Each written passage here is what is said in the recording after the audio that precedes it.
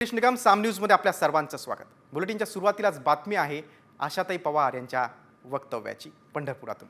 अजित पवार आणि शरद पवार पुन्हा एकत्र येणार का याची चर्चा सुरू झालेली आहे, कारण अजित पवारांची आई आशाताई पवार यांनी तसं साकडं घातलेलं आहे। विठुरायाच्या दर्शनासाठी अजित पवारांच्या आई आज पंढरपूरमध्ये आल्या होत्या, तेव्हा अजित पवार आणि शरद पवार एकत्र यावेत असं साकडं त्यांनी विठुरायाला घातलंय। नेमकं काय म्हणाल्यात अजित पवारांची आई पाहूयात।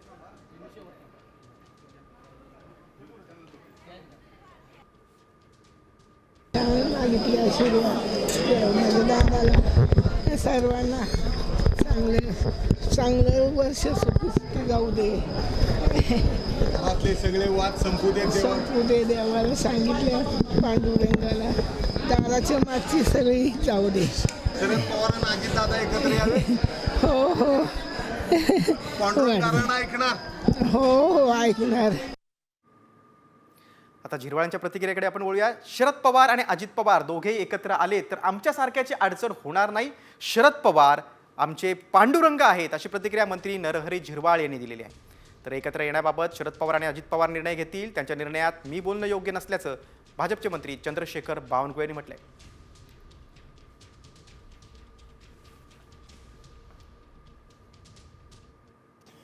आम्ही तर पांडुरंगालाही साकडं घालू, आपण सगळेजण मिळून घालू, पण पवार साहेबांना पांडुरंगाच्या जागेवर पाहून आपण सगळे मिळून पवार साहेबांनाच विनंती करू का एकत्र जर आलात तर आमच्यासारख्या सर्वसामान्याची जी हेळसांड होते ती होणार नाही, म्हणून ते एकत्र येतील। कारण ते तसे दूरदृष्टीचे आणि समाजाची काय हेळसांड होते हे त्यांना माहीत आहे, म्हणून तसा तो विचार निश्चित केला जाईल असं मला वाटतं।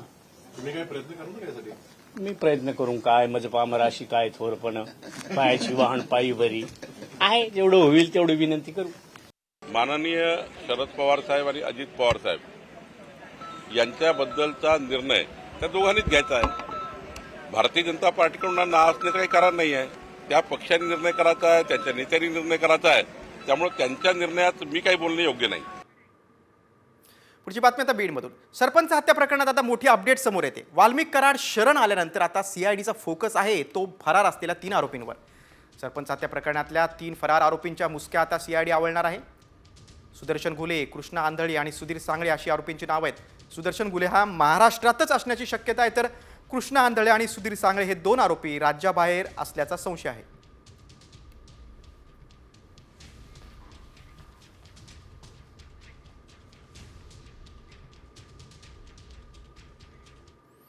पुढच्या रिपोर्टकडे। सरपंच हत्या प्रकरणी आरोपीच्या घेऱ्यात असलेल्या वाल्मिक कराडनं सरेंडर केलं, मात्र कराडच्या शरणागतीनंतर मंत्री धनंजय मुंडेंची डोकेदुखी वाढली। नेमकं त्याचं कारण काय आहे पाहूयात या स्पेशल रिपोर्टमधून। कराडची शरणागती, मुंडेंसाठी डोकेदुखी।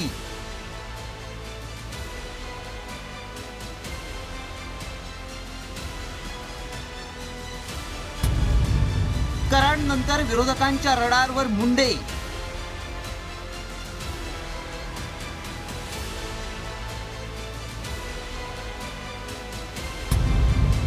विरोधकांकडून मुंडेंच्या राजीनाम्याची मागणी।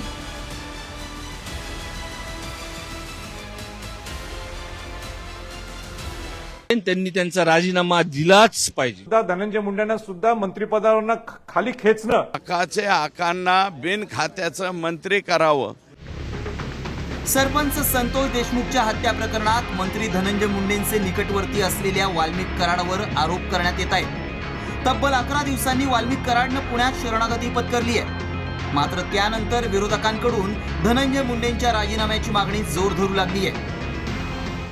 हे संघटित गुन्हे जे पद्धतीने चालू आहेत हे कुठे थांबवायचं असेल तर त्या मंत्र्यांना सुद्धा, धनंजय मुंडेंना सुद्धा मंत्रिपदावरनं खाली खेचणं आणि पालकमंत्री तर मुळीच न देणं, या दृष्टिकोनातून तुम्ही सुद्धा भाष्य करणं गरजेचं आहे। किमान हे इन्व्हेस्टिगेशन होईपर्यंत आणि हे चार्जशीट दाखल होईपर्यंत आकाचे आकांना बिन खात्याचं मंत्री करावं अशी त्यांच्याच पक्षाचे आमदार प्रकाश सोळंके यांची मागणी आहे।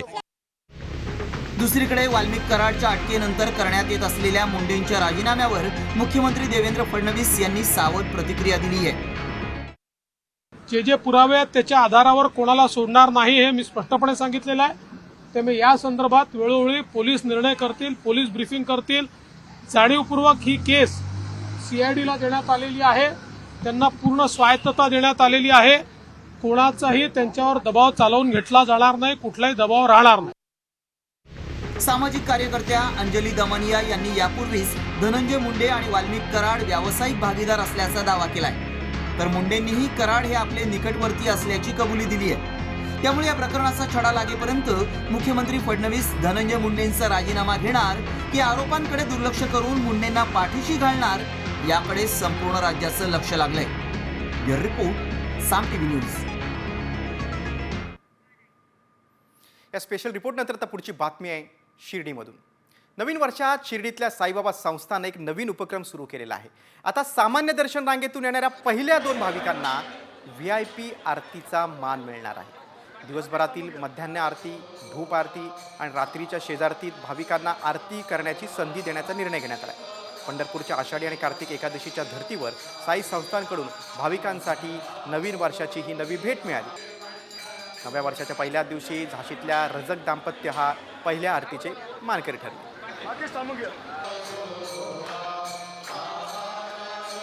आपण अधिक माहिती घेऊया. आमचे शिर्डीचे प्रतिनिधी सचिन बनसोडे आपल्यासोबत आहेत. सचिन, एक नवीन वर्षात भाविकांना एक नवीन भेट आपण म्हणू शकतो. आजच्या पहिल्या दिवशीचा अनुभव कसा होता? निश्चितच आपण बघितलं तर साई संस्थांनी जो उपक्रम सुरू केलेला आहे, खरं तर पंढरपूरच्या धर्तीवरती ज्या पद्धतीने पंढरपूरला आषाढी आणि कार्तिकी एकादशीच्या निमित्ताने सर्वसामान्य जे भाविक असतात त्यांना थेट मुख्यमंत्र्यांसोबत त्या ठिकाणी आरतीचा बहुमान मिळतो, त्याच धर्तीवरती साई संस्थांनी देखील नवीन वर्षाच्या पार्श्वभूमीवरती एक उपक्रम सुरू केलेला आहे, ज्या माध्यमातून सर्वसामान्य साई भक्त जो आहे, जो सर्वसामान्य रांगेतून दर्शनासाठी येणार आहे, त्याला काकड आरती वगळता इतर ज्या मध्यान्ह आरती, धूप आरती आणि शेज आरती आहे, या तिन्ही आरतीच्या दरम्यान जे सर्वसामान्य साई भक्त जे आहेत ते दर्शन रांगेत सगळ्यात पुढे असतील, त्यातील 2 भाविकांना जे आहे ते थेट VIP आरतीचा बहुमान जो आहे तो साई संस्थांकडून दिला जाणार आहे. आणि त्याची सुरुवात आज झालेली आहे. झाशी येथील जे मनीष रजक आणि त्यांची पत्नी पूजा रजक हे जे दाम्पत्य आहे हे खरं तर नवीन वर्षाच्या पहिल्याच आरतीचे मानकरी ठरलेले आहे. आणि यापुढे प्रत्येक दिवशी हा उपक्रम जो आहे तो साई संस्थांकडून राबवला जाणार आहे, जेणेकरून शिर्डीमध्ये जो येणारा सर्वसामान्य साई भक्त आहे त्याला देखील जे लोक लाखो रुपये डोनेशन करून आरतीसाठी पास मिळवतात किंवा आरतीसाठी त्यांना प्राधान्य दिलं जातं, त्यांच्या सर्वसामान्य भाविकांसाठी ही खूपच आनंदाची बातमी आहे. साई संस्थानं घेतलेला निर्णय म्हणजे एक स्तुत्य उपक्रम आहे, नवीन वर्षात दिलेला एक गिफ्ट आहे असं म्हणू शकतो. तुम्ही सविस्तर माहिती दिली त्याबद्दल धन्यवाद.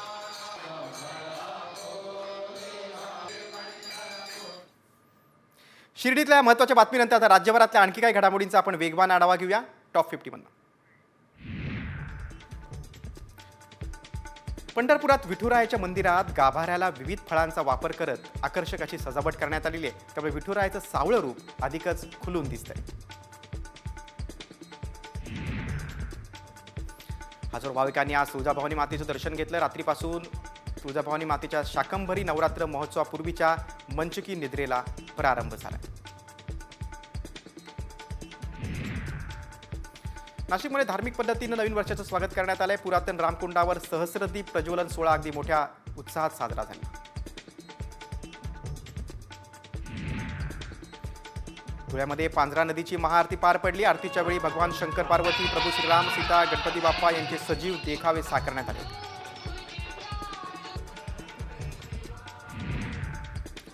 महाराष्ट्रातील प्रसिद्ध असलेल्या पुणे जिल्ह्याच्या जुन्नर तालुक्यातील आणे येथील श्री रंगदास स्वामींची यात्रा सुरू झाली. या दरम्यान गरमागरम लज्जतदार आमटी भाकरीची चव चाखायला राज्याच्या अगदी कानाकोपऱ्यातून भाविक इथं दाखल झालेले आहेत.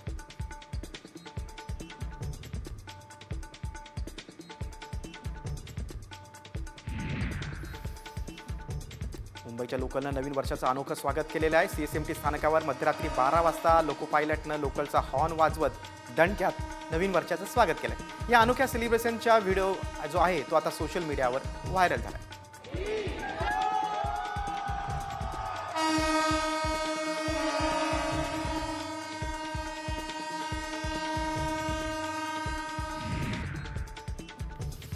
किल्ले रायगडावरील राजदरबारात फुलांची सजावट करण्यात आली. राजदरबारातील मेघडंबरी फुलांनी सजून छत्रपती शिवाजी महाराजांच्या पुतळ्याला पुष्पहार अर्पण करण्यात आला.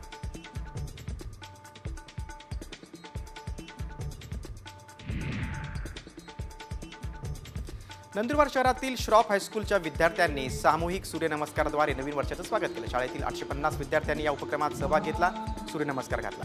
शाळेच्या प्रांगणामध्ये एक गोलाकार करून दरवर्षी विद्यार्थी न चुकता नवीन वर्षाचं अशा प्रकारे स्वागत करतात.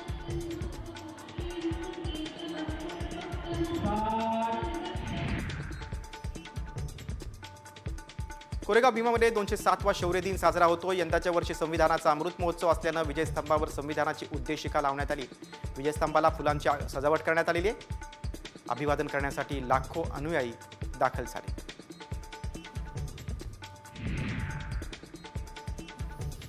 कोरेगाव भीमा येथे पोलीस अलर्ट मोडवर आलेले आहेत. चोरीच्या घटना टाळण्यासाठी आणि कायदा सुव्यवस्थेचा प्रश्न निर्माण होऊ नये यासाठी पुणे नगर मार्गावर विजयस्तंभ परिसरात सीसीटीव्ही कॅमेऱ्याच्या माध्यमातून करडी नजर ठेवली जाते. कोरेगाव भीमा शौर्य दिनानिमित्त प्रकाश आंबेडकर यांनी शौर्य स्तंभाला अभिवादन केलं. यावेळी त्यांनी सर्व जनतेला नवीन वर्षाच्या शुभेच्छा दिल्या.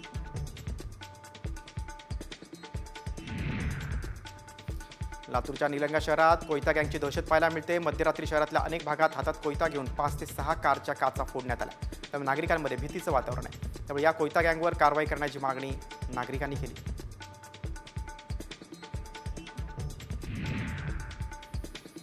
जळगावच्या पाळदीमध्ये 2 गटात राडा झाला. यावेळी समाजकंटकांकडून 3 ते 4 गाड्यांची जाळपोळ करण्यात आली. दरम्यान परिसरात तगडा बंदोबस्त असून तणावपूर्ण शांतता आहे.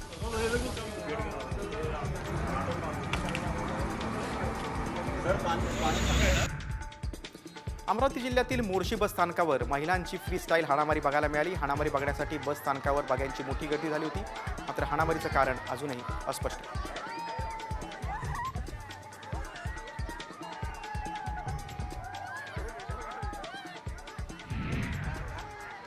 राज्यभरातल्या बातम्यांचा वेगवान आढावा घेतल्यानंतर आपण आता एक नवीन वर्षात काय काय नवीन बदल असणार आहेत नियमांमध्ये ते आपण बातमी पाहूया.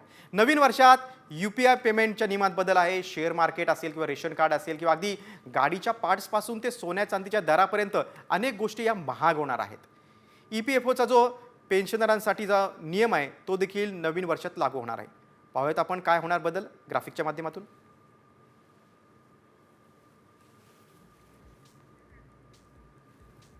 बघा, नवीन वर्षात तुमच्या 9 नियम आहेत महत्त्वाचे बदल.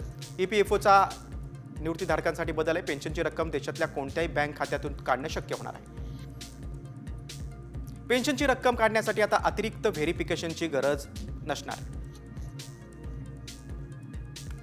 UPIचं पेमेंट मर्यादा ही 5,000 दुप्पट म्हणजेच 10,000वर नेलेली आहे. स्मार्टफोन किंवा इंटरनेट नसलं तरी देखील तुम्ही UPI पेमेंट करू शकता. बघा, नवीन वर्षात 9 नवीन बदल आहेत. शेतकऱ्यांसाठी काय बदल आहे बघा. विना गॅरंटी तुम्हाला 2 लाखांपर्यंतचं कर्ज मिळू शकतं.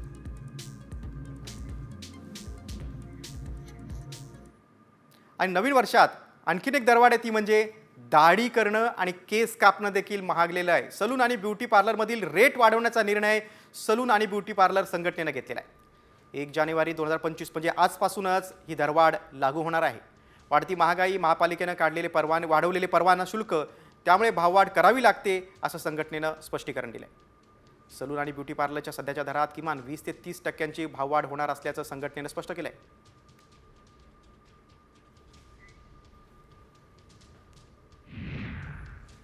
पुन्हा एकदा आपण टॉप 50 कडे वळूया. म्हाडानं नवीन वर्षामध्ये 2,500 ते 3,000 घरांची लॉटरी काढण्याचं नियोजन केलंय. गोरेगाव, पहाडी, अंधेरी, जुहू आणि कांदिवलीतील घरांचा यात समावेश आहे.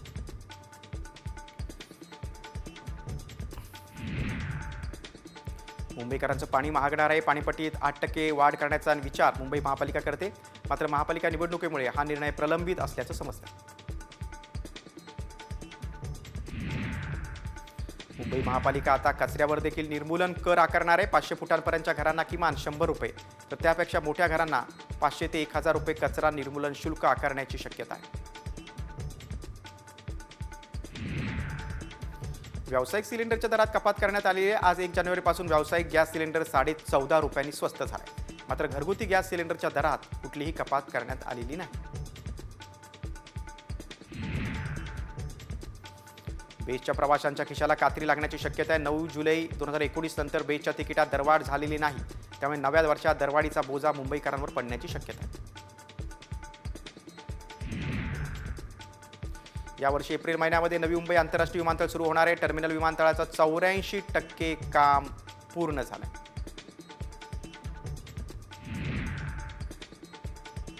मुंबईतील मेट्रो 3चा दुसरा टप्पा देखील नवीन वर्षात सुरू होणार आहे. मे महिन्यात मेट्रो मार्गिकेची कामं पूर्ण होण्याची शक्यता आहे. आतापर्यंत या मार्गिकेचं 75%हून अधिक काम पूर्ण झालं. समृद्धी महामार्गावर मेहकर जवळील डोणगाव परिसरात ट्रक आणि जड वाहतूक करणारी वाहनं महामार्गाच्या लेनमध्येच पार्क केली जात आहेत, त्यामुळे मोठा अपघात होण्याची शक्यता निर्माण झाली. या ठिकाणी अनेक अवैध स्टॉल्स आणि हॉटेल्स असल्यानं वाहनं थांबत असल्याचा अंदाज आहे.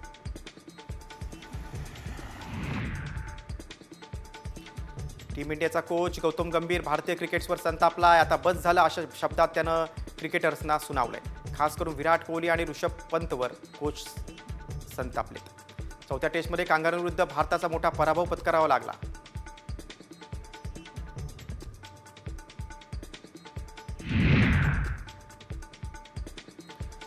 वाल्मिक कराडला खंडणी प्रकरणात 14 दिवसांची सीआयडी कोठडी सुनावण्यात आली आहे. हत्या खंडणीचं कनेक्शन असल्याचा सीआयडी वकिलांनी दावा केलाय.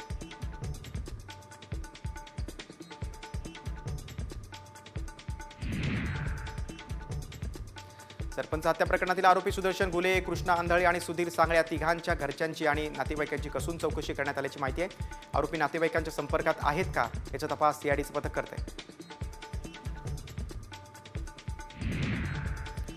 सरपंच संतोष देशमुख हत्या प्रकरणी गावकऱ्यांचं पाझर तलावात जलसमाधी आंदोलन सुरू होतं. हे आंदोलन आता पोलीस अधीक्षकांच्या मध्यस्थीनंतर मागे घेण्यात आले आहे. सरपंच हत्या प्रकरणातील फरार 3 आरोपींना तत्काळ अटक करा ही प्रमुख मागणी गावकऱ्यांची होती.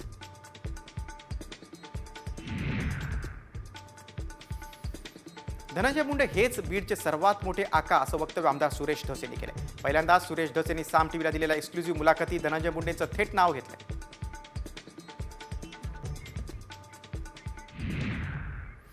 बघा, सरपंच हत्या प्रकरणातील एक मोठी बातमी आहे. सीआयडीच्या तपासात धक्कादायक माहिती समोर आलेली आहे. वाल्मिक कराड हा सुरुवातीला उज्जैनला गेला होता आणि त्यानंतर तो गोव्यामध्ये होता आणि गोव्यातून तो पुण्यात आला अशी माहिती समोर येते आणि पुण्यात मग तो सीआयडींना ऑफिसमध्ये सरेंडर झाला अशी माहिती आहे. वाल्मिक कराड आणि इतर आरोपींचं राज्यातल्या वेगवेगळ्या शहरांमध्ये बँक अकाउंट आणि मालमत्ता असल्याची देखील चौकशीत महत्त्वाची माहिती समोर आली आहे. आपण अधिक माहिती घेऊया. आमचे प्रतिनिधी माधव सावरगाव आपल्यासोबत जोडले गेलेले आहेत. माधव, या चौकशीमध्ये आता धक्कादायक माहिती अपेक्षितच होती, काय सांगशील माहिती?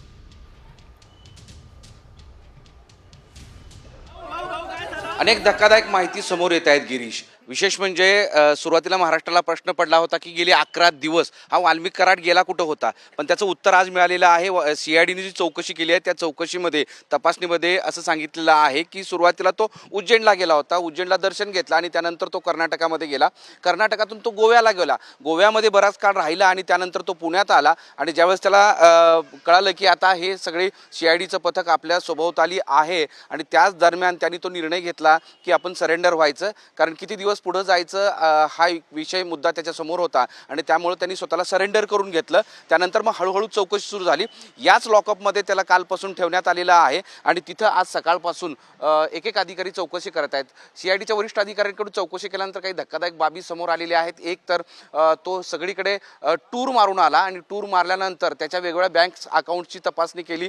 ती केवळ परळी किंवा बीडपुरती मर्यादित नाही तर महाराष्ट्रातल्या मोठ्या शहरामध्ये सुद्धा अकाउंट्स आहेत, बँक अकाउंट्स आहेत, मग ते करंट अकाउंट्स आहेत, सेव्हिंग अकाउंट्स आहेत, सोबतच अनेक ठिकाणी मालमत्ता आहेत, घरंही आहेत असं या तपासणीमध्ये दिसतं आहे. तसं आपल्याला माहिती या वरिष्ठ अधिकाऱ्यांकडून मिळालेली आहे. त्यामुळं ह्या धक्कादायक बाबी समोर येत असताना आणखी एक सगळ्यात महत्त्वाचं म्हणजे अत्यंत धक्कादायक बातमी ही आहे की या खून प्रकरणातला जो कृष्णा आंधळे हा आरोपी आहे तो आरोपी 2023 मध्ये एका खुनाच्या प्रयत्नाच्या गुन्ह्यात सुद्धा आरोपी आहे आणि तो तेव्हापासून फरार आहे. म्हणजे इथं बीडमध्ये काय काय सुरू आहे याचा जर विचार केला तर 2 वर्षापूर्वीचा आरोपी येतो, इथं फरार आहे असताना सुद्धा तो मोकाट फिरतो आणि तो मसाजोगचे सरपंच संतोष देशमुख यांच्या हत्येमध्ये सहभागी होतो. हे अत्यंत धक्कादायक बाब सीआयडीच्या तपासामध्ये आली आणि त्यामुळं एकीकडे वाल्मिक कराडचे हे सगळे कारनामे, त्याचबरोबर त्याचे जे वेगवेगळ्या बाबी समोर येत आहेत, तर दुसरीकडे या वेगवेगळ्या खुनामध्ये सहभागी असलेले जे इतर आरोपी आहेत ते सुद्धा कशा पद्धतीने वेगवेगळ्या गुन्ह्यामध्ये दाखल झालेत आणि त्यांच्यावर पोलिसांचा कसा वरदहस्त होता आणि त्याच्या पाठीशी कोण कोण होतं हे सुद्धा तपासामध्ये समोर येत आहे. आणि सगळ्यात महत्त्वाचं म्हणजे आज दिवसभरात 4 ते 5 जणांची या पोलीस ठाण्यामध्ये चौकशी झाली. इतकंच नाही तर जे प्रमुख आरोपी आहेत त्या खुनातले 3 आरोपी जे फरार आहेत त्यांच्या कुटुंबियाची सुद्धा सीआयडीच्या पथकाने जाऊन घरात चौकशी केलेली आहे, त्यांच्या नातेवाईकांची चौकशी केलेली आहे, त्याच्या मालमत्ताची चौकशी सुरू ठेवली. निश्चितच माधव, आता कराड पोलिसांच्या या चौकशीमध्ये हत्ये प्रकरणात काय माहिती देतोय ते बघणं देखील तितकंच महत्वाचं आहे. तुम्ही सविस्तर माहिती दिली त्याबद्दल धन्यवाद. कराड आणि उज्जैन गोव्यामध्ये लपलेला होता. कराडचे राज्यामधल्या वेगवेगळ्या शहरात बँक अकाउंट आणि मालमत्ता असल्याचं देखील या चौकशीत समोर आलेलं आहे.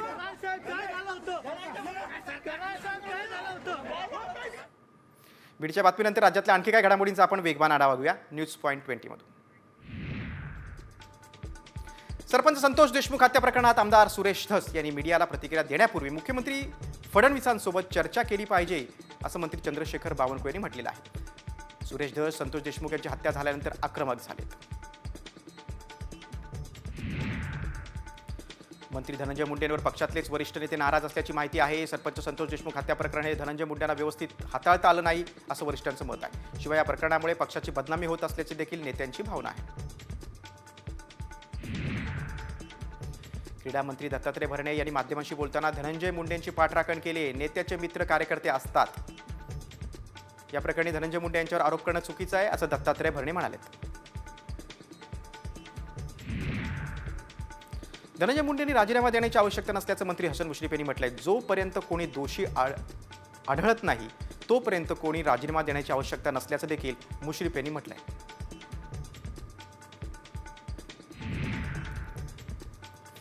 कोकणात ठाकरे गटाला मोठा धक्का बसण्याची शक्यता आहे. माजी आमदार राजन साळवी पक्षाला रामराम करण्याच्या तयारीत असल्याची माहिती समोर आलेली आहे. निवडणुकीत आणि वरिष्ठांनी दखल न घेतल्याची भावना साळवी यांनी व्यक्त केली. तसंच साळवी 12 तारखेला भाजपमध्ये पक्षप्रवेश करणार असल्याची सूत्रांची माहिती. रायगडच्या पालकमंत्री पदावरून रस्सीखेच सुरू असल्याचं वाटत नाही अशी प्रतिक्रिया मंत्री भरत गोगावले यांनी दिली. मी सिनियर आमदार असून आता मंत्री देखील झालोय त्यामुळे पालकमंत्री पद मला मिळेल अशी अपेक्षा गोगावले यांनी व्यक्त केली. मंत्री दत्तात्रय भरणे यांनी पुणे जिल्ह्याच्या पालकमंत्री पदाबाबत मोठं भाष्य केलं. कुणी काही म्हणू द्या, पुण्याचं पालकमंत्रीपद अजित पवार यांच्याचकडे जाईल असं दत्तात्रय भरणे यांनी म्हटलेलं आहे. काही दिवसांपूर्वी पुण्याच्या पालकमंत्री पदाबाबत मंत्री चंद्रकांत पाटील यांनी देखील सूचक भाष्य केलं होतं.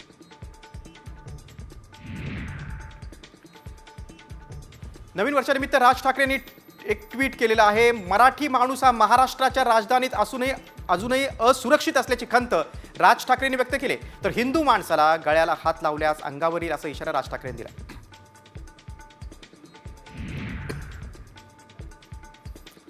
स्थानिक स्वराज्य संस्थांच्या निवडणुकांकडे संपूर्ण राज्याचं लक्ष आहे. सुप्रीम कोर्टामध्ये 22 जानेवारीला निवडणुकीबाबत सुनावणी होणार आहे. न्यायालयाच्या निकालानंतर महापालिका निवडणुकाचं भवितव्य ठरणार आहे. स्थानिक स्वराज्य संस्थांच्या निवडणुकीसाठी सज्ज राहा अशी सूचना राष्ट्रवादीचे प्रदेशाध्यक्ष जयंत पाटील यांनी कार्यकर्त्यांना दिली आहे. तसंच विधानसभा निवडणुकीनंतर पक्षातील लोक सोडून न गेल्यानं जयंत पाटलांनी समाधान व्यक्त केले.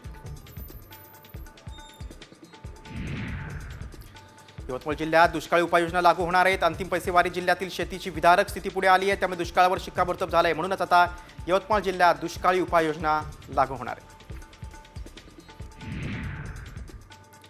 मनमाडमध्ये वातावरणामुळे कांद्यावर बुरशीजन्य रोगांचा प्रादुर्भाव वाढलाय. कांद्याची शेंडे पिवळी पडलेली आहेत. कांद्यावर होत असलेला मावा करपा या रोगामुळे आता शेतकरी त्रस्त झाले.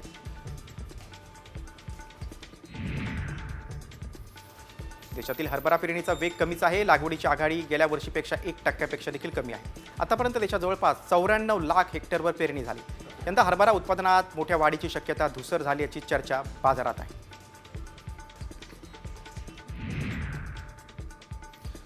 बाजारातील हिरव्या मिरचीची आवक कमीच आहे. त्यामुळे हिरव्या मिरचीच्या भावात काहीसे चढउतार सुरू आहेत. हिरव्या मिरचीला सध्या सरासरी प्रति क्विंटल 2000 रुपयांचा भाव मिळतोय. पुढच्या काळात मिरचीची आवक काहीशी वाढू शकते असा अंदाज आहे.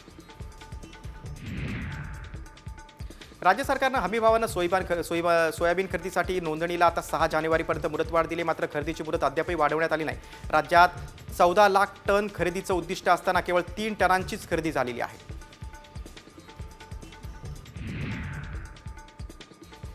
कापूस सोयाबीन नंतर आता तुरीच्या दरात देखील घसरण झाली. काही दिवसांपर्यंत बाजारात तुरीच्या दरात तेजी होती. शेतकऱ्यांची तूर घरात येण्यास सुरुवात होताच दरात मोठी घसरण झाली आहे. खासगी बाजारात नवीन तुरीचे दर हे 7,000 ते 7,300 रुपये इतके आहेत.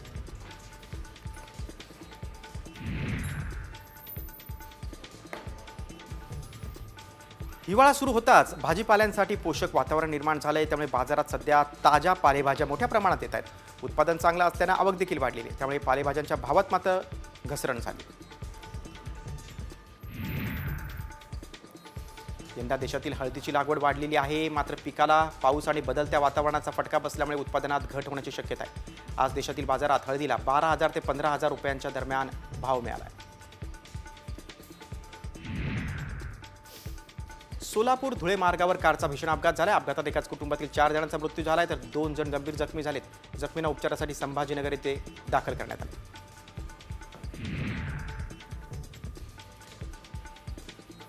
नवीन वर्षात देवदर्शनासाठी निघालेल्या भाविकांवर काळानं घाला घातलाय. सोलापुरात स्कॉर्पिओ आणि ट्रकचा भीषण अपघात झालाय. 4 जण जागीच ठार झाले तर 7 ते 8 जण गंभीर जखमी झाले. सर्व भाविक हे नांदेडचे रहिवासी असल्याची माहिती समोर आली.